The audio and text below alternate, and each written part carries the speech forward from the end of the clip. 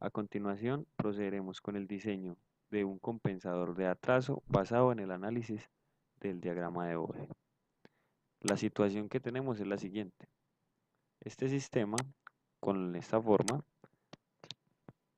tiene unas especificaciones de desempeño con una constante de error estático de velocidad de 5 segundos a la menos 1. El margen de fase debe de ser al menos de 40 grados y el margen de ganancia de al menos 10 decibelios. Es decir, el sistema de interés sin compensar y con error posee la siguiente estructura. Al tener el denominador factorizado, podemos notar que el sistema es de tipo 1.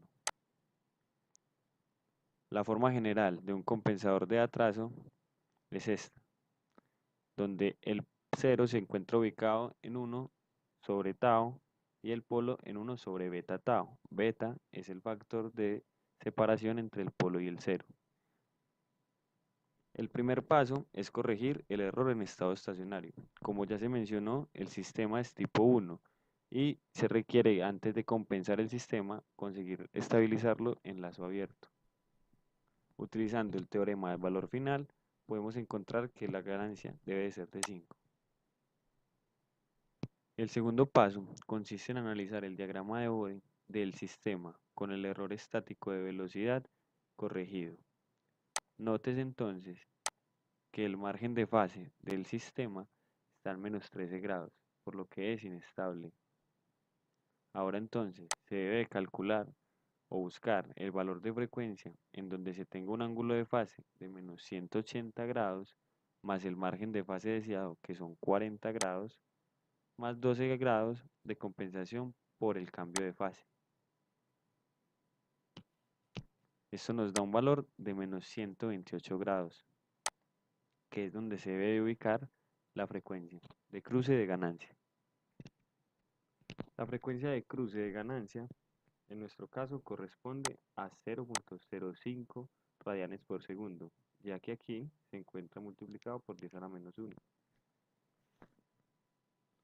Para definir la ubicación del cero del compensador, generalmente se escoge que tenga una frecuencia de corte una década menor que la nueva frecuencia de cruce de ganancia, que en este caso, como ya he dicho, corresponde a 0.05 radianes por segundo. Pero por cuestiones de diseño no se recomiendan constantes de tiempo muy grandes y se opta entonces por asignar el 0 a una frecuencia de corte de 0.1 radianes por segundo. Es decir, con un tau o una constante de tiempo de 10 segundos. Lo siguiente para calcular la constante de separación entre el polo y el 0 es hacer que en la nueva frecuencia de corte seleccionada la magnitud pase por 0 decibeles. Podemos ver que para la frecuencia seleccionada la magnitud es alrededor de 19.4 decibelios. Por tanto, se considera que se deben de restar 20 decibeles. Es decir, que la constante de separación tiene un valor de alrededor de 10. Una vez calculado el valor de la constante de separación y definido la ubicación del cero del compensador, es posible definir los siguientes parámetros.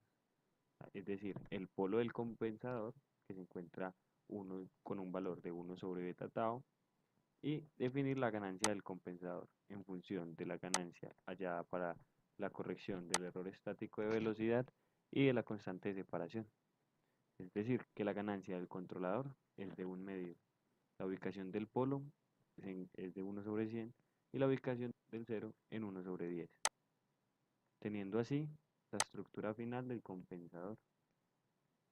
Dado que la compensación del sistema se ha dado en serie, la estructura final del sistema compensado es la multiplicación de la función de transferencia del compensador con la del sistema sin compensar.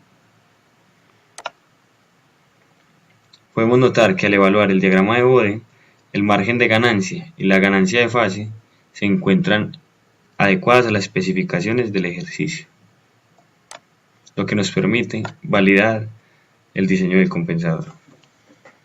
Muchas gracias.